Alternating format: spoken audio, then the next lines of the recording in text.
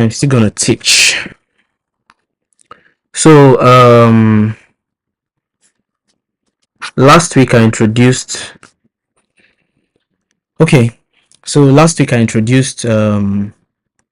HTML, talked about the basics of web development, and I talked about HTML. In this class I'm going to be talking about HTML, and I'll kind of delve into CSS. So I talked about HTML, that it's a markup language, and HTML is made up of tags, because that's what markup languages are made up of. And I don't know if I'm loud enough. Let me try to see here on the stream. Alpha, I want to send a link to you so you join and let me know if okay. Yeah, I'm audible. So we talked about the HTML tag. We talked about doc type HTML that basically informs the browser that the file that it's to render is a HTML file. It's a HTML document. So the document type is HTML. That's basically what doc type HTML means, right? We talked about HTML. We talked about the head tag. We talked about the title tag, which is right here on my screen. I'm gonna zoom this in so it's clear. Yeah, okay. So we talked about the HTML tag, the head tag, the title tag. We talked about the body tag. Then we talked about the heading tags, where we talked about the 6 heading tags that HTML has. Heading 1 to heading 6. So H1 to H2, H3 to H6. Then we talked about the paragraph tag. We talked about the img tag, which I actually did not completely demonstrate. I'm going to do that here in this video and in this class. We talked about the list tag, where we talked about ordered lists, list item, unordered list and all. Then we talked about the anchor tag, which is basically the tag that helps you to link one page to another page. We talked about tables, forms, buttons. So what is going to happen in this class today? I'm going to be moving super fast. I'm assuming that the resources I shared last week, some of you went through them, and that would basically help you understand the areas of HTML that I'm going to touch today, because as it's not ideal, of course, but I need to finish HTML today, so I'll start talking about CSS. Just introduce CSS at least. Then in our next class, we'll talk about CSS in detail. I will spend like 3 weeks talking about CSS. I would prefer for this class to hold more often than it already does, because now it's just once a week, but unfortunately I can't do that right now. But what I'm going to do, I'll just try to keep up with the Saturdays. If I can add another day within the week, that would be awesome. But now that we have Saturday, let's just deal with it. Okay. So I'm going to build a web page in this class. I'm going to build a web page, and it's going to be let me think about this for a second. I think if time permits, we'll build 2 web pages. We'll build one which will be a registration form, and then we'll build another one which would be kind of like a gallery. Yeah, I think that would be nice, kind of like a gallery. It's not going to have the structure. It will have the structure in HTML, but it's not going to have the design, because we are going to style those pages with HTML down the line. So okay, for our login page, we'll be focused on the form tag. So the form tag, we all fill forms online most of the time. Most websites have forms where you put a form. Is basically a layout that has inputs. So you can type your name, your email, whatever, for data collection. Use form to collect data, right? So since we are going to be building a registration page, we'll use the form tag. The form tag has other tags that are supposed to be used within it. So just so we have kind of like what would I say? Let's just say, just so we have kind of like a guide, I'll look for a registration form online right now, and I guess we'll have to use that. Let me think. Let's say let's registration form. Okay, let's just look for something random. Oh, this looks really fancy, but to take a lot of CSS, this looks simple. Okay, I think this looks good enough. First name, last name, blah blah blah blah blah. Let's see if you can find something else real quick. Mm, mm, mm, mm, mm, mm.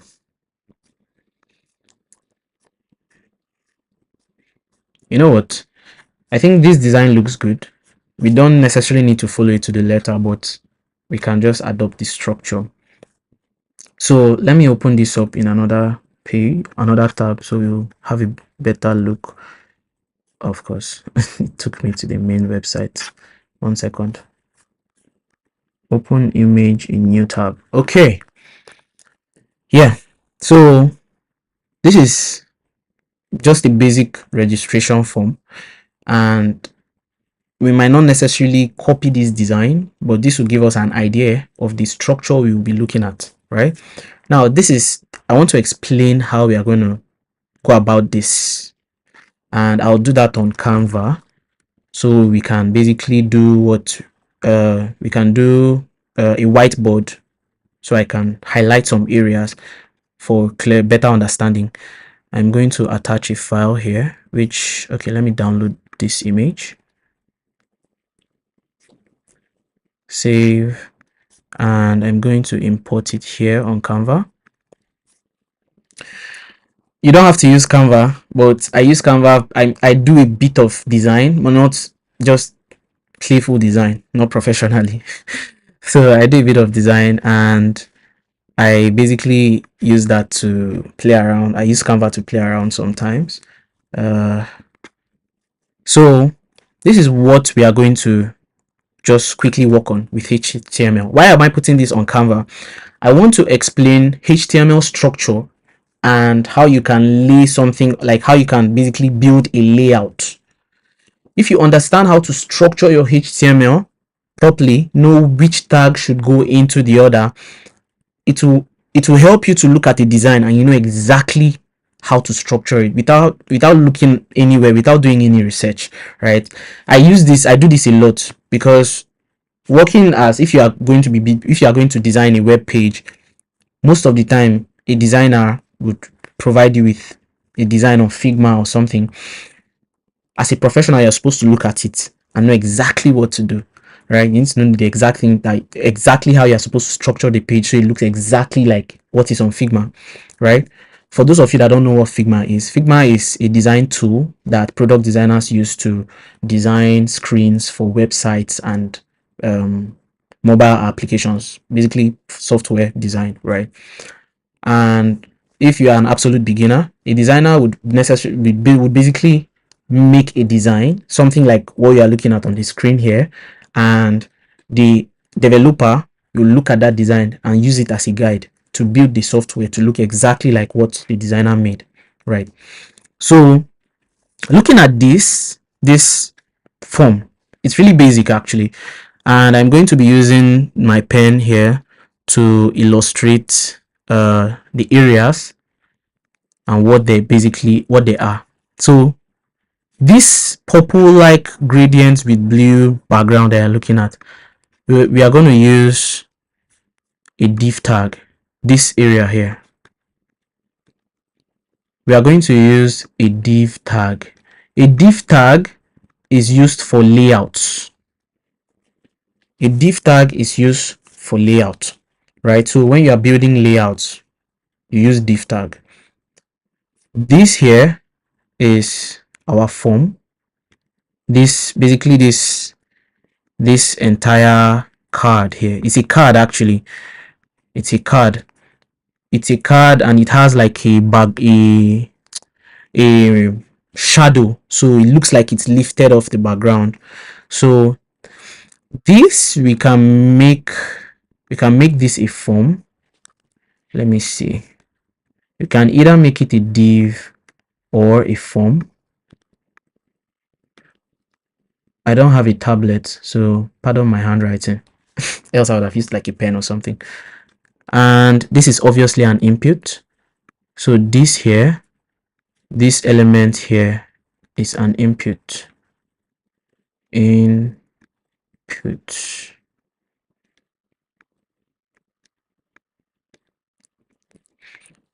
This is an input, this is an input, this is an input, but they are of different types.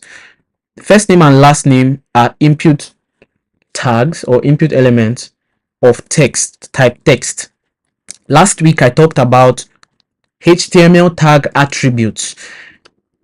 Every HTML tag has attributes that basically help describe what the tag is supposed to do or look like. We are going to get to that, but I'm just giving you kind of like a background so you understand.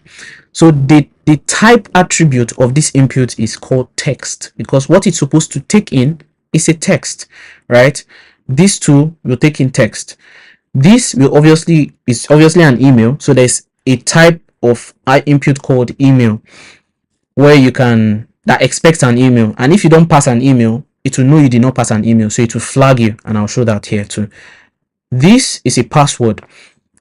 The type of input in HTML, password. If you use the type password, whatever the person types in the input, it will not show that the value, so because the password, so it will hide it. We are going to do that. This here is a checkbox. This is a checkbox. This is a normal, this is a label, and this is a button. So let's get to the juice of things. Let's get to the weeds. I got to the wrong, that was the wrong screen. Pardon, let me drag this over here. Yeah. Okay, so let me quickly, I think I'll clear this. I'll clear this and start from the beginning for the benefit of those that did not do any reading. Doc type HTML and HTML. If you are using VS Code, when you write a tag that has a closing tag, it will help you close it, right? So our head and the title here will be registration form. Body, like I said, the body tag is supposed to take in the content of the page, while the head tag is supposed to take in details of the page, things that describe the page, like the title. So I'm going to save this and I'll click go live. Last week I talked about live server extension on VS Code, so I believe those of you that have been following me, you already have this installed. So clicking on go live, you open this page on the browser, and it's empty right now, but if you look here, you see registration form at the top.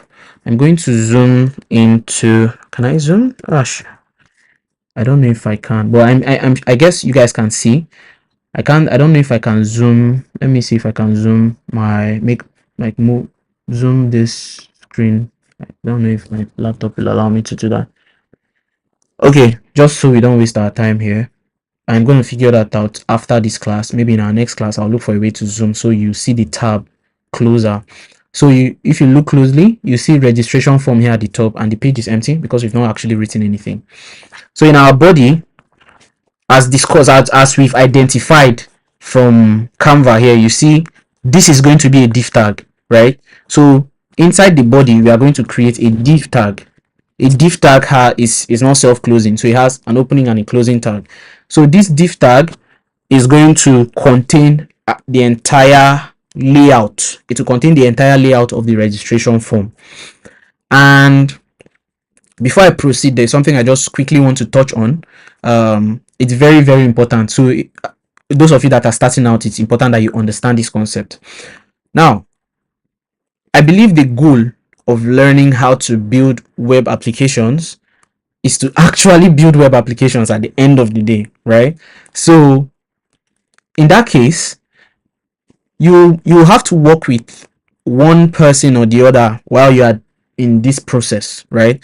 So let's say you take on a project and it's so massive you cannot work on it alone. Most of the time you not work alone, and you need to work with someone else or a couple of people. So you probably need to work in a team, right? In an ideal situation, you have to work in a team.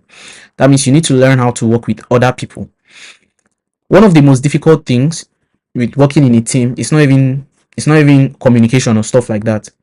On the technical level, right? It's the code.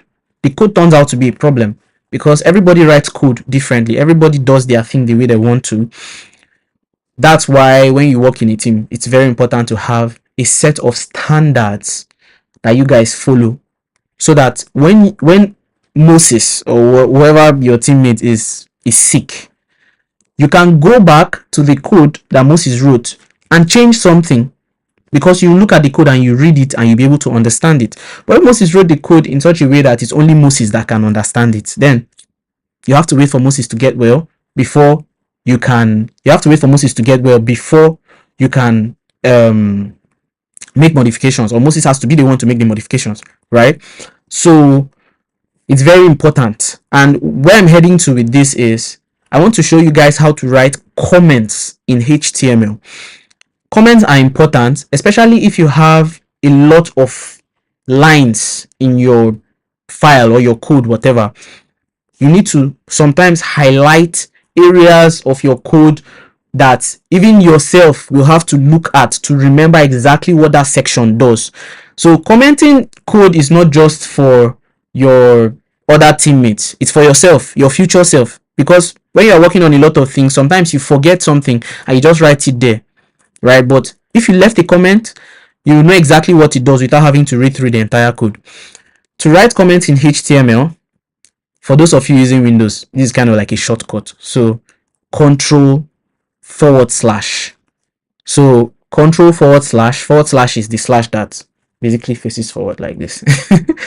And for those of you using Mac, it's Command // so if I type Command // this here is a comment in HTML. The opening angle bracket, exclamation mark, double hyphen, whatever the comment is supposed to be, double hyphen, and the right angle bracket.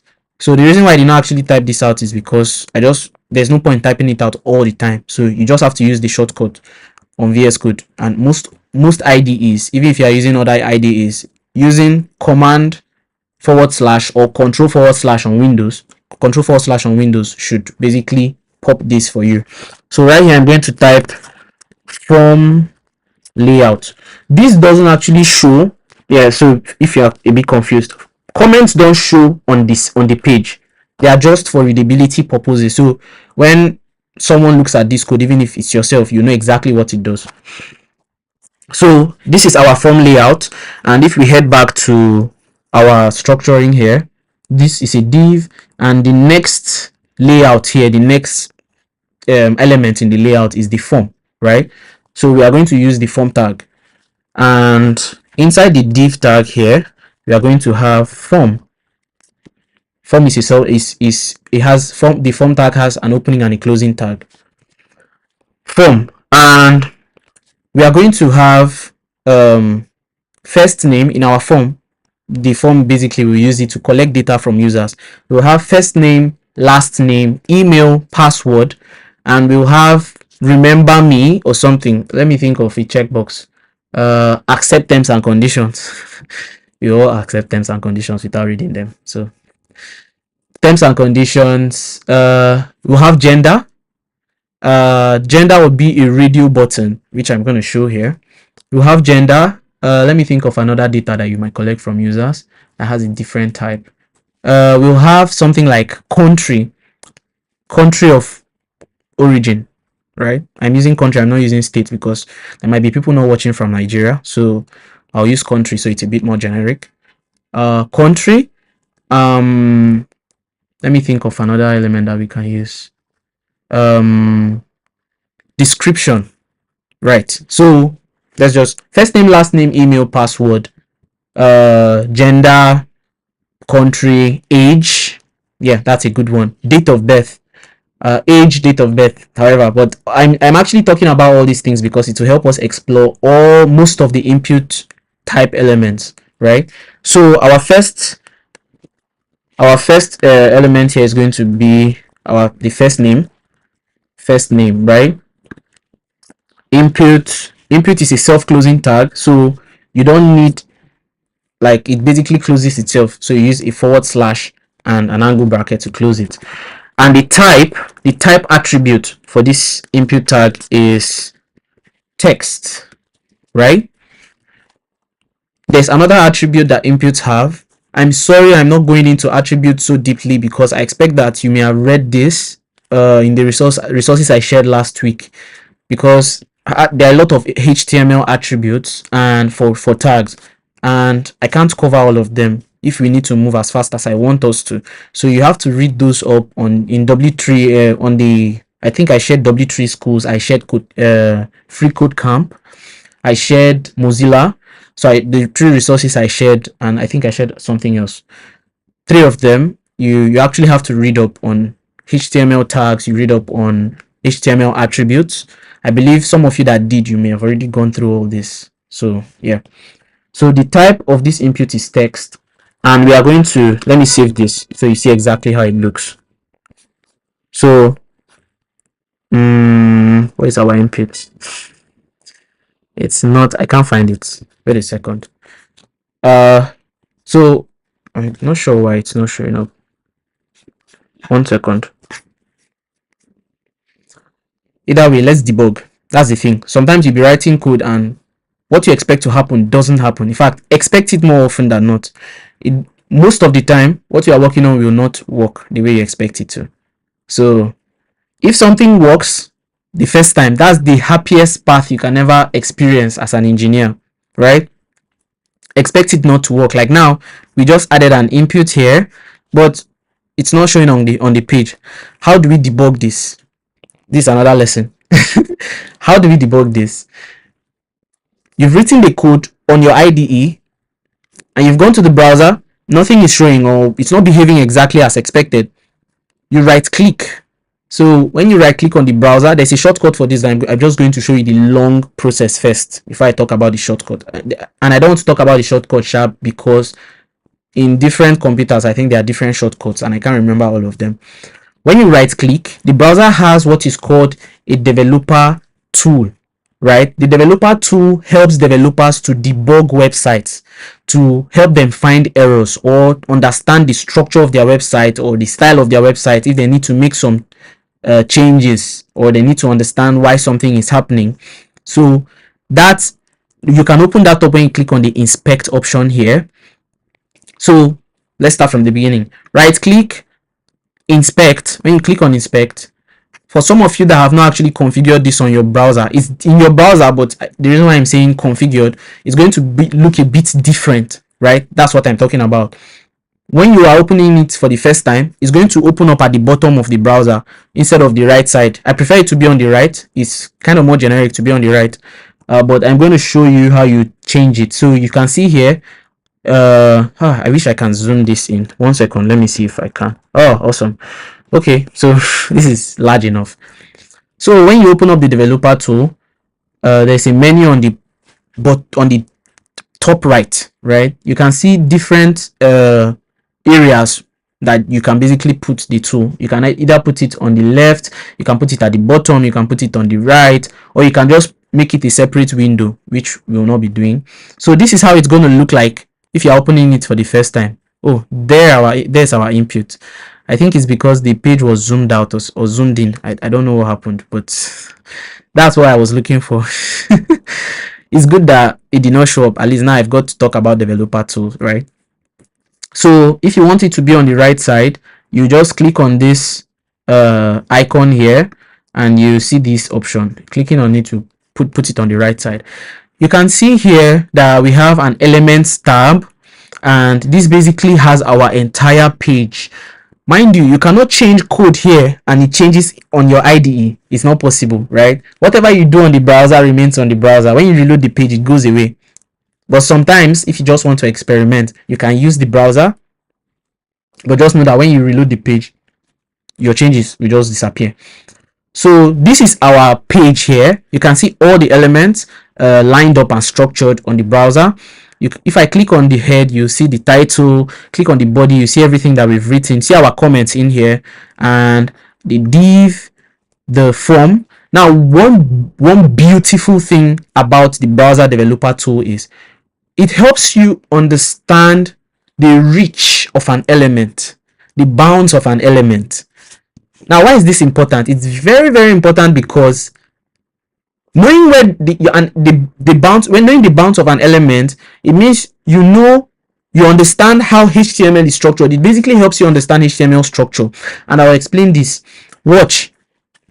When I hover on the head, anything I hover inside the head tag does not highlight on the browser, on the page, right? There's no highlight on the page. That's because the head has nothing to do with what is showing on the page. The head only has everything to do with what is showing on the tab and whatever describes the page. There are other things that go into the head, like the style and stuff, which we'll get to later. But the moment I hover on the body, you see that it highlights the entire page, showing you that everything you are looking at on the page is in the body. So that's the body that it's basically showing you. If I go below the body, that is, I go inside the body, right, and I hover on the div, you see that it will highlight the div on the page. And if I hover on the form, it will highlight the form. If I hover on the input, it highlights the input. So it's just kind of like it's a tree that goes down, right? So it's called tag nesting. This input is a child of this form. This form is a child of this div, right? So this div is the parent of this form. Basically, you are nesting tags, right? So that's basically what defines the layout of what we are working on here. I'm going to remove the developer tool so we get back to our form. So this here is our input the input that we added here, right? There's something else I have to introduce that is not in our design. So our design doesn't have what we call labels. We are supposed to have labels up here like this. So instead of having only what you are looking at in here is called a placeholder, we are supposed to have labels also. So because of that, I'm going to modify the structure a bit so it looks more conventional, right? I keep opening that. Give me a second. Let me drag it out, please. Okay, so because of that, I am going to take this out. I'll cut it with Ctrl X or Command X, and I'll put it in a div. A div is a layout tag, right? So don't forget, a div is basically a division tag. So you use it to divide a section of the page and do something in it. But I decided not to use division because it might be confusing. So I'll paste this input back in. So now we have put the input in a div tag. So we want to group things or elements that are associated with that input. That's why I created a div tag. So I'll group those things in one container, right? Or in one container. So in here I will use what is called a label tag. Label, just as the name implies, you use a label tag to label things. When you go to a mall, you see body lotion, right? Each of those items have labels or price labels. Some of them, they label them and you see their names and probably their prices. So that's basically what a label is too in HTML. You use it to label elements, right? Labels are usually used in forms.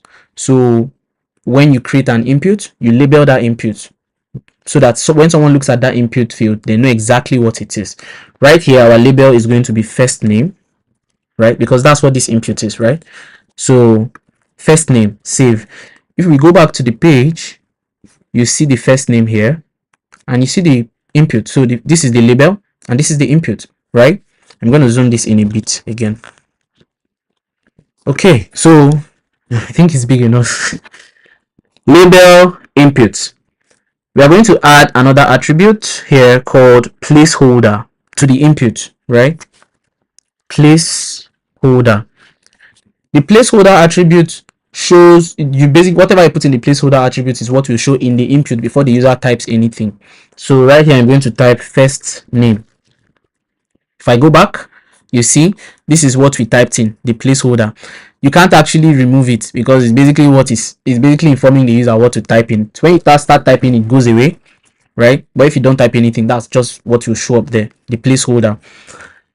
And so my brain basically moves to the left side to show the browser. For that, I'm going to move the browser to the left so it's easier for me.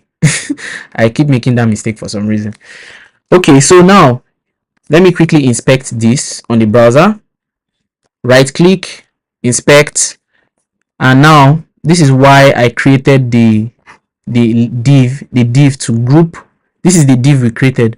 Now we have the label inside the div, we have the input inside the div. So I used it to group the input and its label, and that's the structure I'm going to follow for every input field that I will be creating that has a label here. So of course so I'll copy this, copy, Control C or Command C, and I'll paste it, and I'll change a couple of things. Change it to last name because they are basically the same text type inputs, and I'll change this to last name. I'll save, and you can see first name, last name. What we have here is far from the design, of course, because we've not written any CSS. Like I said, HTML helps you structure the web page. CSS will help you design it. So we'll design this later. But right now, let's just structure it. It looks kind of weird, but it's fine for now. So we have first name, last name, 2 input fields. We have, how are we gonna enter our class? I just have to quickly run through this and try to round up. First name, last name, and we are going to clone this again and create email. So the major difference between the email input and the first name input that I wrote before is the type. So I was talking about input types before when I was structuring that design. Input types, the type here is going to be email. Wherever you are typing using emails, you have to actually put the type as email so that HTML or the page will know that that is what you want this input to receive, an email. So we have the email here, and it basically looks the same, and we are going to have another field called the password. The difference between the password and the other input elements is the type, right? There's an email type, there's a password type. So if I type password here as the type of that input, and I go to the browser and I type something, watch me. When I type in the email, it shows the text, right? But when I type in the password, it hides the text. That's because that's how passwords are supposed to be hidden by default. So the difference, why it's doing this, is because I set the attribute type to password, right? So you might be wondering, okay, you might not be wondering, but yeah, I need to explain. I'm spending a lot of time talking about forms because whatever site you are building, you have to, there's a very high chance that you actually have to use forms on those sites. So it's important to understand the structure of forms and why forms are the way they are, so you can write proper HTML. And that's our password. I'm going to introduce a new form type, a new input field or input tag, input field basically. Sorry. So we talked about, I think we said we're going to add what? Gender, right? Gender. That's going to be a radio button. You cannot have 2 genders at once. You need to have, you have to have what gender. So so the gender here is not going to be an input, it's going to be a radio button, right? So watch what I want to do here. So I want to introduce a new tag called radio, right? Radio is supposed to be self-closing, isn't it? I'm not sure. Let me quickly, right? Let me check. Please give me a second. Let me see mail here. Nope, it's not. It's self-closing. Okay. So why is it not showing up? Radio button. So let me quickly check. Now this is another thing. As much as I've been writing HTML for, this is 2024, right? 18, 19, 20, 24. 7 years. I've been writing HTML for 7 years. Yes, 7 years. But something as simple as a radio button, I actually need to go and check online to confirm that I'm doing it the right way. What does this tell you? It doesn't tell you that I'm dumb. I'm not dumb. It tells you that you are human. As a human being, whatever software you're building, you need to learn how to do research. Research is extremely important as a software engineer. Why? Our brains can take a lot of things, but if you are doing a lot of things, some of them slip off. You can't actually remember everything, right? Sometimes you might remember something, but you might not be using it the right way. You need to confirm how to use it. It's been a while since I used radio buttons. That's the funny thing. So now I have to go and check to see how radio buttons are structured, which is fine, right? So you don't have to beat yourself over it. I'm not teaching you this to cram. I mentioned this in my last class. I'm teaching you to understand. You don't have to remember everything here. The only way you can be good at this is if you do it consistently. So most of the time I advise that people try to write code every day, even if it's just for an hour. It just, that consistent practice just helps you just become better. You become, if you actually try to do this 1 hour every day, and it takes, in a week you spend 7 hours learning HTML or learning CSS, you actually do better than somebody that spends 3 hours once a week or twice a week. Because when they get around to get this, to do the thing again, it's been so long. Maybe they did it 3 days or 4 days ago. Someone that is learning cannot, you cannot be giving yourself that much gap, because you are going to forget. So it's good to do it every day, right? So back to our radio thing. So I'm going to Google radio button, right? And W3 Schools has basically everything you need. It's kind of like a tutorial or a book for HTML. So HTML input type radio. Oh, it's an input type. It's not. So it's not a tag. It's an input tag. It's not a read. There's no radio tag. So type radio. Okay. I was very wrong. This is what I wanted. This is what I wanted. Okay. So I'm going to introduce a new attribute called name. We are going to give our radio button a name. You are supposed to give all your inputs a name, so that when you submit the form, the data or whatever the value that is typed in is associated to that input using the name. So the name is basically supposed to, the name basically maps the field to its value, right? So because of that, I'm going to add name here, the name attributes for all of them. First name, last name, email, name, password. So the name here is going to be gender, and I'm going to do this. So we have gender, value male. Let me see. Doesn't matter. Okay, so value, the value attribute. Sorry, I introduced it without saying anything.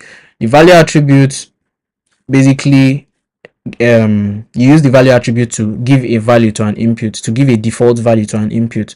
So just like the first name attribute, you don't necessarily need to give it a value, because the user, whatever the user types in becomes the value.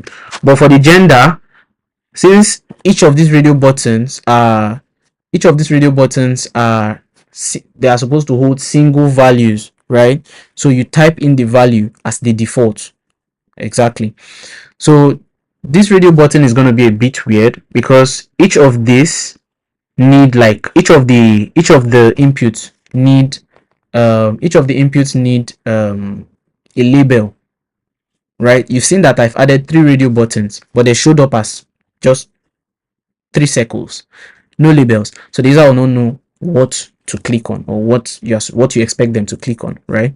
So because of that, we are going to restructure this field, so it will group the label and the input in one div, just like that, for each of the radio buttons. But let's quickly give them values. Male value here will be female,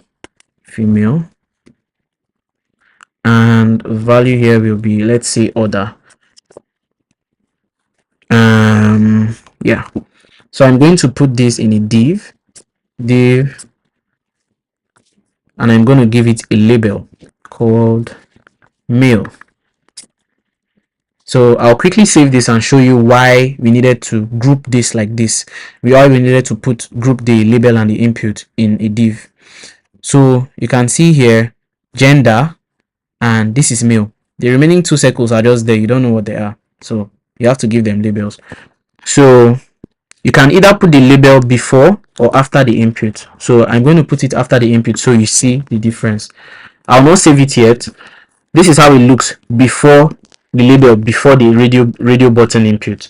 If I save now, you'll see it after the radio button input. I think this looks better, so I'm gonna leave it there after the radio button input. I'll just copy this. I think I can clear this. I'll bring them back. So here we have male, female, and order, right? Female,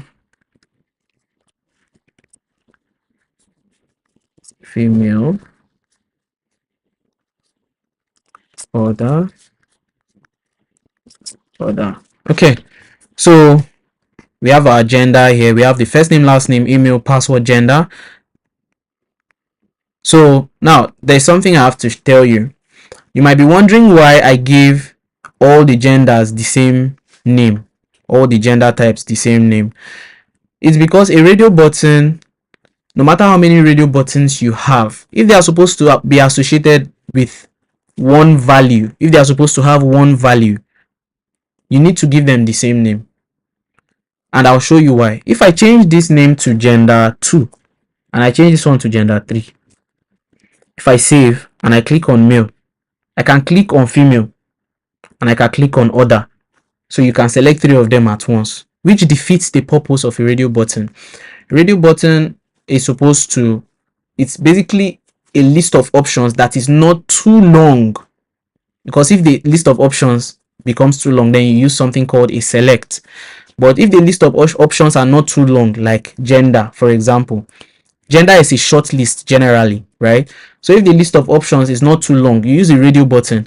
But at the end of the day, the value is supposed to be one value, not 3 values. Now, what I've selected will give me 3 values, but one value. That's what you are expecting. So each of the radio button items are supposed to have the same name, right? Some people get a bit confused about this, especially when they are starting HTML. So it's important to understand it now.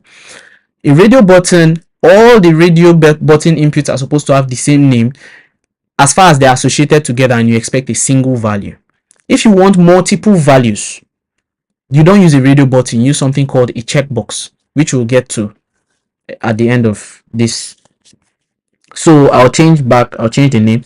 So if they have the same name, HTML will know that you are expecting a single value. So when you click on one, like male, for example, and you now click on order, it will remove the select from name and put it in order, because that's what you've clicked on.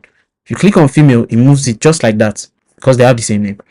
So that's the gender. Let me quickly look at, let me see. So I forgot to mention, the comments are open now.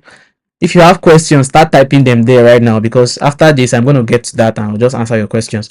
So I was able to fix the comments. Turns out it was a setting that I did not turn on. So you can add comments if you have questions. There are live comments. You just add the comment and I'll look at it. For now, I'm going to go to the live and see whether I have anyone on here, because I've been talking and I don't even know if anybody's on is in this class. But it doesn't matter because I'm actually going to share this video later. Yeah, so let me also see if anybody has left comments here for me. Boom. Okay, I have, okay, I see. Awesome. Okay, it's good. We have 2 users, 2 viewers. You can add comments here in the chat. So when you add comments in the chat here, I'll actually see what you've typed in and I can answer your question. Because we are running out of time, if you have a question, it's best to add it there right now, so that when I just switch back, I know that I'm answering questions straight away. Okay, so that's the gender. So we'll add. Now there's another one good thing with the IDE is you can actually wrap tags. If your code gets too long and you don't want to deal with scrolling all the way down, you can wrap a tag and it will wrap all its contents, so it basically gives you a cleaner view. So if you hover towards the number of the line, you see this arrow, you click on it, it wraps the entire tag, you see. So it will wrap and all the children in that tag will just be collapsed, be wrapped, right? Collapsed, I think collapsed is the right word too. Yeah, clicking on the arrow again will expand it, clicking on it again will basically collapse it. So that's the gender. We talked about gender, we talked about country, right? So country, so the country is a relative country is a long list. There are a lot of countries in the world, so you will not use a radio button, you will use what is called a select. Select is a tag on its own, so we'll use a select tag, right? But first off, we'll have to create our div. So we have div, we'll have the label, then we have the select, right? So div label country, and then we are going to use the select tag. Select, the select tag takes in options. So select tag takes in option. You cannot put a p tag in a select. If you put any other thing inside a select tag, it will not work. You need to put only options in a select tag, because that's what a select tag is supposed to be concerned with, the options that it's supposed to show you, right? So I'm going to type in a couple of options here. Option, so the option tag is what you use to put an option, to basically add an option to a select input. So let me type a couple of countries. Nigeria, for example. I just basically Control C and Control V this entire thing, so I'll just type in the names. Ghana, United States, China, India, England, France. So now we've added 1, 2, 3, 4, 5, 6, 7 options. The select can take as many options as possible, right? So that's the purpose of select. So for you to have a lot of, if you have a lot of options, then use the select tag. So I'm going to save this and open the browser so you see exactly how it looks like. So this is the country here, the country that we just country input. This is the select. So clicking on the select here basically shows you a bunch of options, and when you click on the option, it selects it, right? So that's what the select tag does. I'm just quickly brushing through these elements. The best way for you to learn is to go back and practice, not only with my video, right? That's why I share these resources. When you go back, you've watched my video. For some of you that have joined this live, good for you. Some that will watch this video later, still good. Watch my video. My video points you to where you are supposed to learn. My video will try to teach you a bit, but at the end of the day, the actual learning is done by you.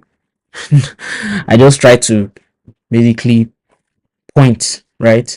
So if you go back and you practice these input elements and selects and forms with the, and then you use this W3 schools as a guide, you can see here on W3 schools, all the tags are here on W3 schools. The doc type, HTML, blah blah blah, the body tag, the button tag. There are tags here that I've not even mentioned. They are all here. You can practice. It just takes understanding, right? It will not take as long as you think. That's all I can say. It will not take as long as you think. All it takes is for you to put the time and practice. That's what will help you. This video just doesn't even take you far like that. It just kind of introduces you to the concept. Okay, so we've talked about country. We've added country to our form. We are going to add, so far, let me quickly just a quick recap of what we've done. And I'm looking at the time too. Let me see if I have any questions first. If I don't have any question, then I'll know how to move. No questions yet. Okay. So we've talked about the input tag of type text, where we added our first name, our last name. We've talked about the email, which is input type email. We've added the email. Input type password, we've added the password. Input type radio, we've added the radio buttons for gender, male, female, others. We've talked about label tag, we've talked about the select tag, we've talked about developer tools. So we've actually covered a lot, honestly. So we've talked about the option in the select. I'm going to quickly rush this so we finish our form, and yeah, as fast as I can actually. So okay, yeah, so we want to add, we've added all these inputs. We want to add, what's the next thing? Date of birth, right? So let's add date of birth. That's where we are going to use a calendar. Date of birth. So I've created a div. I'm going to create a comment here so that it's clear. Date of birth, and I've created a div, right? And that's going to have a label, date of birth, not label, my bad. And we are going to use the input tag. Input, I forgot something here. The select also needs a name, so the select element takes in name, but it doesn't take in type because there's only one type of select. There's multi-select too, but it's not type that you use, and that's not really ideal to use. There are things there are libraries that you can use to achieve that later down the line. We'll get to that. So the name here, I'm just going to type country. Back to what I was doing. The option doesn't take name.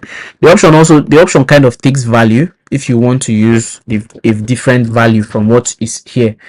If you don't pass a value option attribute to the option tag, it will pick whatever is here. But if you want something like nga, a different value from what is showing on the screen, then you can use the value tag. Back to our date of birth. So the input tag, name, date of birth, date. I'm going to use what is called underscore. You're not supposed to use, you can use if you want, but like it's not proper for you to use spaces in your input tag names, in your input names, right? So, and I'll use underscore, date of birth, underscore to kind of separate the words. And the type for this input, since we want a calendar, right, the type is going to be date. So the type here will be date. Now, if you use the type date for input, it's going to open up a calendar for you. HTML has a default calendar, right? You can style the calendar later if you want, which is hard to do, mind you. So if you use the type date, it's going to present you with the calendar. Click on the icon, it will open up the calendar for you. You can basically go to any year available to typical calendars that you know, and you selecting a value from this calendar. I'll select 25th of December 2024. I was not born on that date, but here you go. It will automatically fill the values for you, and you can actually select any of them and change it. So if I want this to be 1985, there you go, it changes the value. And if you click on the icon, you'll see that it will take me to that same year that I typed in. So that's the calendar. So to get that calendar, you need to use type date, right, for input. And then we are going to have, like, let's say height, or let's not use height. Let's say weight in kilograms, whatever. So there we are going to use what is called a number field, right? I'm just rushing through this actually. So I'm going to type in the div label weight, input name is weight. If you are wondering, I've been using lower cases for the name of inputs, which is actually a good way. It's a standard. It's just a standard. People don't use uppercase for their input names. You can use uppercase, nobody will stop you, but just following standard, I'm using lower cases, right? Name. The type here for our weight input is going to be number. Number gives you an input field that only takes in numbers, right? So it's not like anybody's going to have weight a weight that has a letter in it. It's not possible, right? So this weight will be in kg. So if we go back to our form, we have weight kg, and it's a number. I cannot type. You can see I'm trying to type. I'm actually trying to type here, right? But I can't type any other thing apart from numbers, right? So it takes in numbers. You can set the limit, you can set the maximum, the minimum, and all those things. I'll just quickly do that. Let's say I'll set the minimum here. Mean, you use the mean attribute. Mean, I'll set mean to, let's say, 5, right? I don't know if there's no human being on earth apart from babies that are below 5 kg. And max, I'll set the max to 150. Hopefully there are people that are heavier than that, sure. But so you can see, you can also use these arrows to increase or decrease the numbers. But if I type 4, it will not stop me, mind you. But when I try to submit the form, it will reject the value. So when we try to submit the form, you see that it will reject this value, and it will allow me to type more than 150, of course. But I'm just trying to explain my point here. I don't think I want to set the min and max for weight, so I'll just let it be like this. Okay, so wait, let me check if I have any questions yet. No questions. Okay, that's good. For if you are watching this video, if you are not in this live class, it's fine. You can leave your questions as a comment in the video when I post it later. So you can leave your questions in the comments. I'll get to those comments and answer the questions you have. I'm also going to add a checkbox input called accept terms and terms and conditions. Let me think of something else that has more meaning, right? What's something that could be associated with a user? Can't think of anything right now. I'll just use terms and conditions, right? I'll just use terms and conditions. Terms and conditions. So terms, I'll say something, I'll make it a question. Do you accept our terms and conditions? Question mark. I'm going to put this after the input. Remember, in our radio button, we put label, we put input, then label.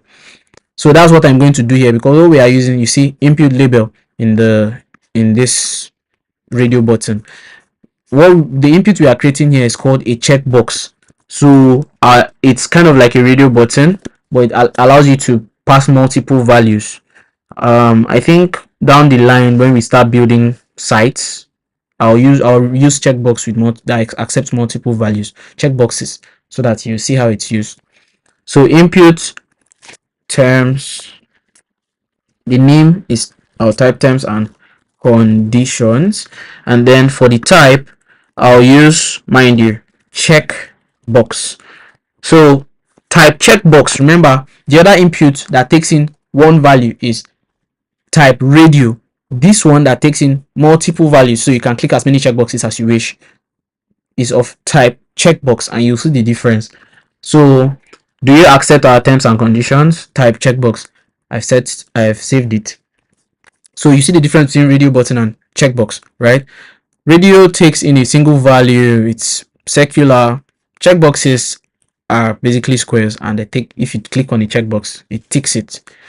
You can have as many checkboxes as you wish that are basically mapped to the same value or name, right? So I'm thinking of, let me say the question was favorite football clubs, and you have Manchester United, you have Chelsea, you have Barcelona, you have Real Madrid as options. You can select Real Madrid, Barcelona, you can select all of them, and they'll all be mapped to the same input, right? I think I should add that. For the sake of time, I'll not be able to. We are just basically a bit above 7 o'clock WAT. So we have, I think at this point our form is done. We have, let me zoom out a bit so we'll see the entire form. Okay, so we have first name, last name, email, password, gender, country. This is an input of type text, input of type email, input of type password, input of type radio, and then we have a select tag with options: Nigeria, Ghana, United States, blah blah blah. Then we have a date of birth field, which is an input of type date. So you click on this, opens up the calendar. Then we have weight, which is of input type number, and then we have the checkbox. Right, so I forgot to add a placeholder here. The number field can take in a placeholder, so I'm going to type placeholder here. So the placeholder attribute, you can type in weight here. You see it's up. So we have our basic form. We are missing something. What we are missing is the button, the submit button, right? So let's add the button. The button doesn't necessarily need to be in a div because it doesn't have a label, so you don't have to group it together with something else. So it's just a button. It's to be on its own. You don't have to put it in a div. So I'll type the button here. I talked about the button tag in our last class. Whatever you type inside the button tag will be what will be shown. That will basically what will show in the button. So I'm going to type register here inside the button tag, and we have register, right? So we have our basic form structure. When we talk about CSS, I'm not going to talk about CSS today because we don't have time, but CSS will be the major topic in my next class, which would be, it will not be next weekend because of the holidays. So I think this will be the last class for the year, unfortunately. But I don't think I will jump and conclude. Let me look at my calendar first and then I'll decide. So today is 21st. Next week Saturday is 28th, which basically falls in the holiday period. So I'll skip next week because of the holidays. Our next class will be on the 4th of January 2025. So this will be the last class for the year. So yeah, I just thought I should mention that if you have watched to this point of the video. So, and for those of you that are live, yeah, so our next class will be on the 4th of January, which is a Saturday, 2 weeks from today. There I'll talk about CSS, but I'll not talk about CSS today because of time. I'm talking really fast because I want to cover a lot of things. So just let me drink water. I feel a bit thirsty. I'm thirsty. So talking about a lot of things. Okay. Now we've added our button, so we have our form. Let's give our form like a title, just like this one does. Registration form. Let's add that to our form. So we are going to use this thing has just moved around a bit. Okay, so we are going to use a heading tag up top here before our form, right? Before our form, we will just add. Should we do it before or after, or inside our form? Let's look at our design again. So looking at this design, this registration form seems to be inside the card here, and I think if we want our card to be, it seems to be inside the card. Let me think about this for a second. I think we can make it. Okay, this is what we are going to do, right? Instead of wrapping this entire thing, so this here, let me quickly undo this entire thing, right? It's just a mess. So I want to change the structure of this design a bit, so that's why I'm taking this out. So this card is going to be a div. This is going to be a div tag. right? Now from here, sorry, let me use, can I use a shape? I think I should be able to. This thing is just crazy. You know what, let me get back to this so we don't waste too much time.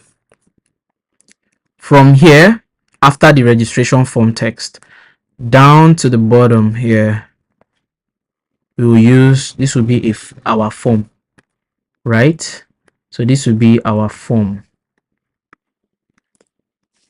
Okay, and then this area we will use a h2 tag. Header 2 is what we are going to use here. We can use any one. We can use header 3, header 4, header 5. I want to use header 2. It's my choice. So if you are doing this, you can use any one you want. So I've basically changed the structure a bit. So we have our form outside, we have our h2 outside our form, but both of them are in the same div. So that's exactly what we want to go and do now. So we have div 1, div 2, h2, and then form. Clear? Good. So I'm going to wrap this form. I talked about wrapping a couple of minutes ago. I'll wrap this form, I'll cut it, and I'll create a div. So this is div 1, right? And div 2, this div here, the second div is what I just created. So div 2, and then I'm going to put our form back. So let me scroll up. So we have the first div that will basically be this blue purple background thing. The second div, which is this card that will have the form inside, and then we have the form, which is after the registration text. We have from here down here is our form. So up top, before the form, I'm going to add our h2 that we just talked about now, h2, and we will type registration form. Right, so we have background, purple blue background gradient thing, the card, we have our title, and we have our form, right? So what we've done today, we basically structured a form, right? We've structured a form. So this is, let me get back to, sorry. So I've saved this, and you see our title here, registration form, the input field, right? This title is too big, so I'm going to use h3. So because h3 is smaller than h2, the title is just massive, it's covering everywhere. So I'm going to change this to h3. So it's h3 tag that we will use instead of h2. You can see it's a bit smaller than the previous one. So this is h3, right? Yeah, back to our design. So we have registration form, first name, last name, email, password, gender, country, date of birth, weight, terms and conditions, and a button called register. I want to add something else, as basically this is what we will use to round up this class, and I want you guys to pay attention because this is really important. I'll be using the anchor tag for the first time. I've already talked about it before, but I'm going to be using it here so it will make sense to you. So I'm going to I'll rename this file. Right clicking on the file on VS Code will give you a list of options, and rename is one of those options. Rename this file to register.html, and I'm going to create a new file called login.html. I'm going to create another file called profile.html. So I've created two files, login.html, profile.html. Register.html is where we've been working on. So I renamed index.html to register.html. If you are following this, then I'm just basically saying this out loud so you understand what I have done. Register.html and login profile. So what we are going to do is, I'm going to, before our next class, right, since I didn't have the time to do it here, before our next class, I am going to write the login form. It will just be a copy of this form, but with email and password. So I'm going to write the login form with the same structure, and I'm going to write the profile, but the profile will just have your name. It will have a bunch of images, your name and your gallery. So right now, I think what we are working on has transformed to a website where people upload images and videos. images and videos. So this just came to my head now, so I did not plan for this. But since we've worked on the registration form, we work on the login and the profile. I'll do those myself.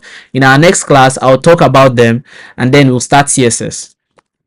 So why I decided to create this is because I want to link the registration page to the login page, so that you see how the anchor tag works, so you can you'll be able to use it on your own to link one page to another, right? So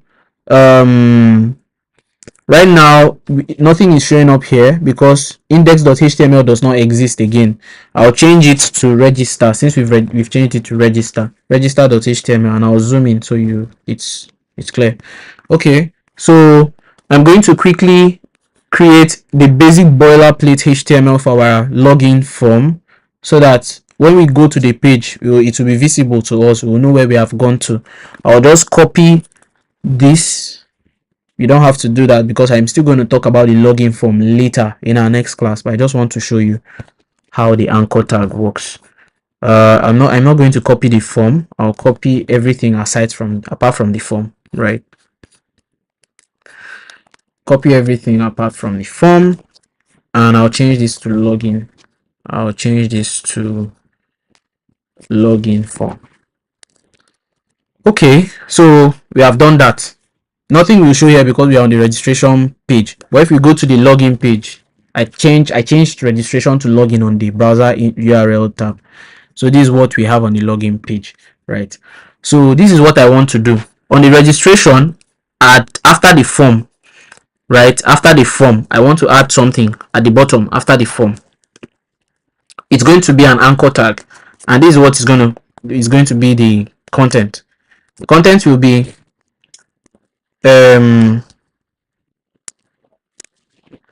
okay, relax, don't be confused. This is what I want to do, right? I wanted to use a paragraph tag first before the anchor tag, and you'll see why. So I'll take out this anchor tag, and let me zoom in a bit. I'll take out this anchor tag and I'll use the paragraph tag first, and I'll say have an account login, right?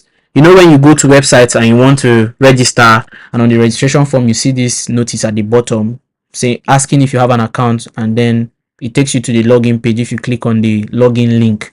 So that's what we want to do here now. I'll save this. At the bottom you see have an account login, but you cannot click on it yet. That's why I took out the anchor tag. I just wanted to use the paragraph tag to show this first. Now, we don't want this entire text to be clickable. We only want the login text to be clickable. So that's the only text that we will put inside the anchor tag. Do you understand? Whatever you put inside an anchor tag will be clickable. And when you put the href attribute, it will take you to a link, whatever link you type in there. And I'm going to illustrate that now, right? So since we want only the login text to be clickable, I'm going to cut it, and I'll wrap it in an anchor tag, which is the a tag. It's not going to be clickable yet, of course, but because we've not put href, we have to put the href attribute for it to have basically a reference, a link, for you to be able to link it to another place, whether it's google.com, whether it's youtube.com. Here in this case is login page. You need to put the link of the login page, so that when you click on it, it will know where you want it to go to. You understand? So it's not going to be clickable, it's just the same thing. But the moment I come here and I add, mind you, watch, href equal to, we want to go to what? We want to go to login.html. I just have to type login.html,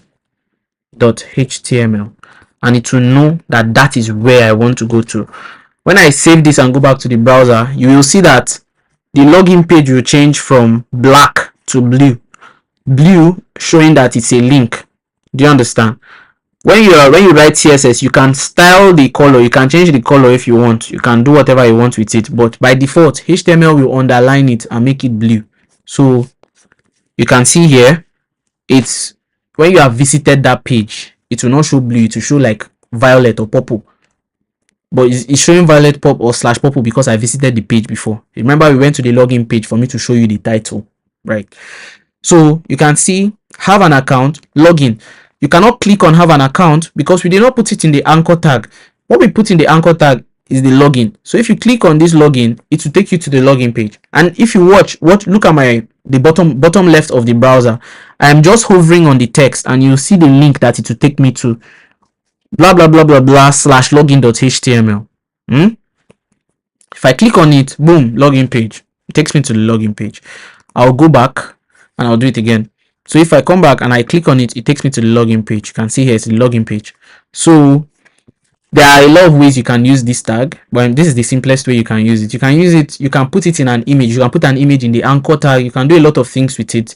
But right now, that's not what we are doing. I'm just introducing you to it, and it's best to understand how it works. So using the href, and whatever you put in the href, it will take you to that. I think I talked about this in our last class when I used youtube.com. So if I put youtube.com here now, youtube.com, when I click on this login, it will take me to youtube.com. You see, it has changed to blue because I'm not gone to youtube.com. There's a problem here actually, which I'm going to talk about. So if you don't type the protocol of where you want it to go to, if it's a different website, it will think it's the same website. So it will think youtube.com is a file like login.html.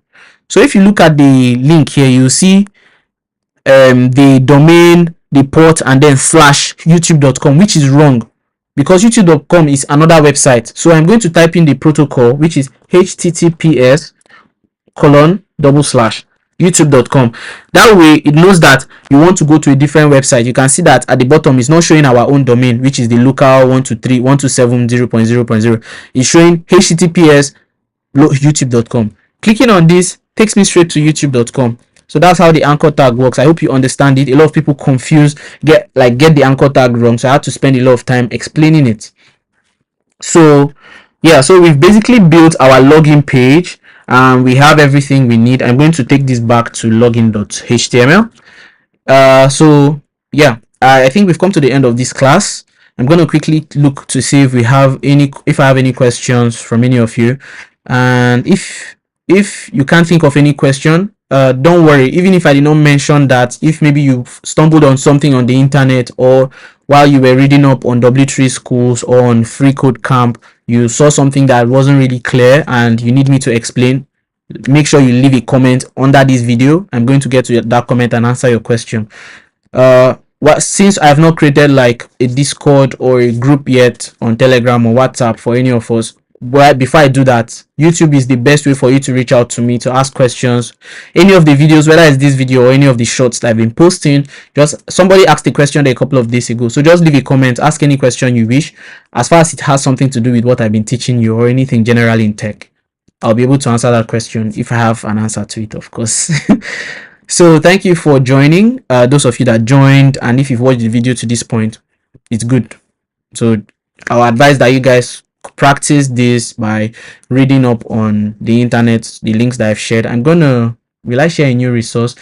The resources I shared still cover everything I've talked about, so I'm not going to leave any resource in the description of this video, but I'm going to, I think I've talked about our next class, which is next year on the 4th of January. I'm also going to remind everybody, so but just have that at the back of your mind.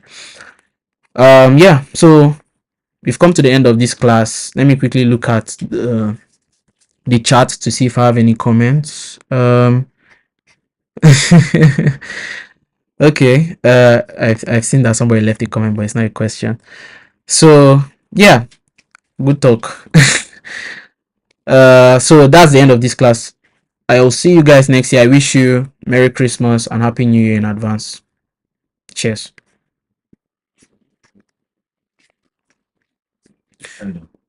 Yeah. What airline did you use for Madrid flights?